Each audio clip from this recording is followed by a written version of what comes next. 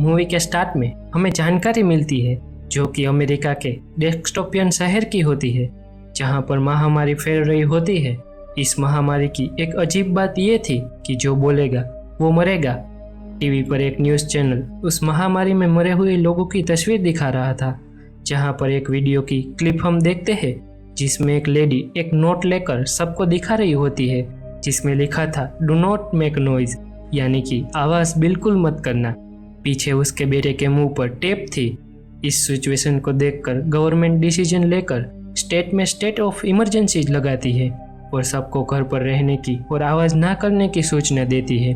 थोड़े ही दिनों में वो महामारी की चपेट में पूरा शहर आ जाता है, जहां से हमें मेट्रो का सीन दिखाया जाता है, जहां पर चारों तरफ खून और लाशें ही थी।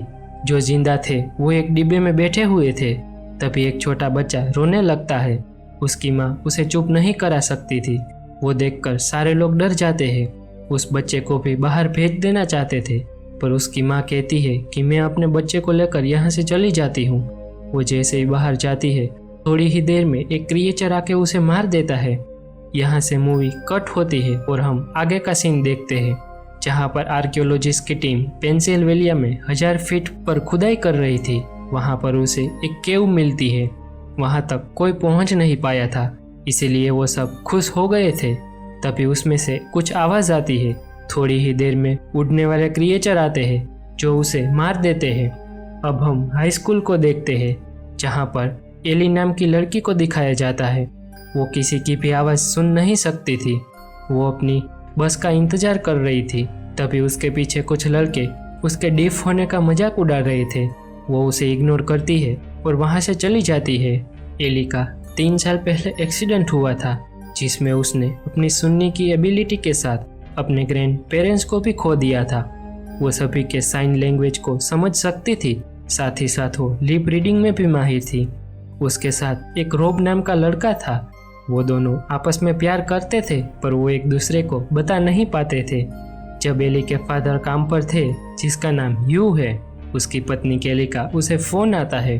वो उसे बताती है कि हमारी बेटी का आज भी मजाक उड़ाया गया है, पर वो कुछ कर नहीं सकते थे। जब से एली की सुनने की शक्ति गई है, वो दोनों उसे बहुत ही अच्छी तरीके से संभाल रहे थे और उसे हर मुसीबत से बचाते थे। एली अपने भाई जूड और नानी लियन के साथ रहती थी। रात को एली एक वीडियो देखती है जहां पर काफ़ी सारे बैट उड़ रहे थे। रात को 3 बजे उसकी माँ उसे अचानक उठा देती है। वो जब नीचे जाती है तो वो देखती है कि सभी लोग टीवी के सामने चिपक गए हैं। सारी खिड़कियां बंद है और तो और फायर क्लेस को भी कवर किया गया है। टीवी में दिखा रहे थे कि यूएस के काफ़ी सारे एरिया में एक वेब्स नाम के क्रिएचर ने हमला कर दिया है, जो कि एक टीम के खोज के समय रिलीज हो गए थे। इंसानों को मिनटों में मार देते हैं। वो अपने शिकार को आवाज़ की मदद से पहचानते हैं, इसीलिए आप सभी घर में रहे और आवाज़ बिल्कुल ना करें। ये सब देखकर एली कहती है कि हम सबको रूरल एरिया में चले जाना चाहिए। वो सभी बैग पैक करके वहाँ से जाने के लिए निकलते हैं। यू का दोस्त, जिसका नाम ग्लेन था, वो भी उसके साथ आने के लिए निकल जाता है। वो सब एक गैस स्टेशन पर रुकते हैं ताकि वो अपनी गाड़ियों को रिफ्यूल करा सके। यू अपने बेटे को एंटरटेन करता है। एली अपने कुत्ते ओटिस को भी पी करवाने बाहर निकाल देती है। ओटिस बार्क करने लगता है। एक आदमी गन लेकर यू को डराता है और उसके गाड़ी की चाबी को मांगता है, पर तभी ग्लेन वहां पर आकर उसे गोली मार देता है। वो सभी वहां से आगे बढ़ जाते हैं। ज़्यादा दूर जाने से पहले वो बहुत ही लंबे ट्रैफिक जाम में फंस गए थे। वो सभी ऑफ रोड रास्ते की मदद से आगे बढ़ते हैं। अचानक डियर का ग्रुप उसके सामने आ जाता है। ग्लेन एक्सीडेंट को ना होने देने की कोशिश करता है, पर उसकी कार नीचे गिर जाती है। यू नीचे आके उसे खोलने की कोशिश करता है। ग्लेन कार के अंदर फंस गया था। यू टूल की मदद से भी उसे खोलने की कोशिश करता है, पर कोई फायदा नहीं होता। ग्लेन उसे समझाता है कि तुम ये गन लेकर चले जाओ। यू अपने दोस्त को छोड़कर नहीं जाना चाहता था, पर वो अपनी फैमिली के लिए वहाँ से चला जाता है। वो सभी कार में बैठ जाते हैं। तभी ओटिस बार्क करने लगता है। वेब्स का ग्रुप उनकी कार पर हमला कर देता है। ग्लेन बंदूक की फायरिंग से वेब्स को अपने पास बुलाता है, पर वो उस काम में मारा जाता है। ओटिस अभी भी बार्क कर रहा था, इसीलिए उसकी फैमिली को बहुत ही कड़ा डिसीजन लेना पड़ा। वो ओटिस को बाहर मरने के लिए छोड़ देते हैं। अब वो सभी समझ गए थे कि वो ये कार को लेकर आगे नहीं जा सकते थे। वो अपनी कार को चलाकर वेब्स को वहाँ पर खींचते हैं और वो सब वहाँ से चलकर निकलते हैं। वो सभी कई घंटों तक चल रहे थे पर उसे कोई नहीं मिला। उसे लगा कि उसने खतरा मोल लिया है। शाम को वो एक घर पर पहुँचते हैं जो चारों तरफ से पैक था। वो जब गेट को खोलने की कोशिश करते हैं तो आवाज़ होती है जिससे वेब्स आ जाते हैं। जब उस घर की ओनर गन लेकर बाहर निकलती है तो वो वेब्स का शिकार बन जाती है। यू के फैमिली अंदर जाने का दूसरा रास्ता खोजती है। यू एक पाइप की मदद से अंदर जाकर घर को पूरी तरीके से चेक करता है। फिर ग्रीन सिग्नल मिलने के बाद वो सभी को अंदर बुलाता है। जब जूड आ रहा था तो उसे सांप दिखता है जिससे वो चिल्लाता है और वेब्स वहां पर आकर उस सांप को मार देता है। उस भागदौड़ में वो केली के पैर को भी बाइट कर लेता है। तभी यू लकड़ी काटने की मशीन को ऑन करता है। वो सारे वेब्स वहां पर मर जाते हैं। यू की फैमिली सही सलामत घर के अंदर आ जाती है। रात को एली के फ़ोन पर रॉब का एक कॉल आता है। वो उसे बताता है कि इस पेंडेमिक की वजह से मेरी फैमिली मर चुकी है। ये सुनकर एली उसे कहती है कि तुम सिटी से बाहर चले जाओ। वो दोनों कुछ ज़्यादा बात कर सकते उसके पहले तो फ़ोन डिस्कनेक्ट हो जाता है।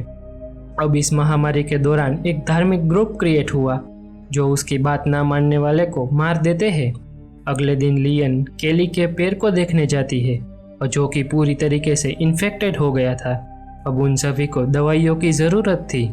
एली और यू सिटी में जाते हैं। कई घंटे के चलने के बाद वो एक सिटी में पहुंच जाते हैं जहां पर वो एक मेडिकल स्टोर में जाते हैं। वहां पर काफ़ी अंधेरा और बहुत बदबू आ रही थी। वो सारी दवाइयों को कलेक्ट करते हैं। एली देखती है कि वेब्स के अंडे इंसान के अंदर ग्रो हो रहे हैं जिससे वो डर कर आवाज़ करती है। वेब्स वहां पर आ जाते हैं। यू एक कपड़े को जलाकर फायर अलार्म को ऑन करता है जिससे उन दोनों को बचकर वहां से जाने का मौका मिल जाता है। बाहर उसे एक रिवर एंड मिलता है जिसकी जबान कटी हुई थी। वो उस धार्मिक ग्रुप का लीडर था जो उसके साथ ना मिलने वाले को मार देता है। यू अपनी बेटी को लेकर वहां से चला जाता है। उस दवाई की मदद से केली बिल्कुल ठीक होने लगी थी। उसकी बेटी उसे बताती है कि वेब्स ठंडे इलाके में नहीं रह सकते और वहां पर जहां ना तो इलेक्ट्रिसिटी और ना ही मोबाइल फ़ोन हो। उस दिन रिवर एंड अपने आदमी के साथ वहां पर आता है। वो फिर से ग्रुप में ज्वाइन होने को कहता है पर यू मना कर देता है। वो एक नोट में लिखता है कि the girl is fertile. You अंदर चला जाता है। रिवर एंड को लगता है कि वो अपनी बेटी को लाने गया है और वो गन लेकर रिवर एंड को डराता है पर उसे पता था कि वो आवाज़ नहीं कर सकता क्योंकि उससे वेब्स आ जाएंगे।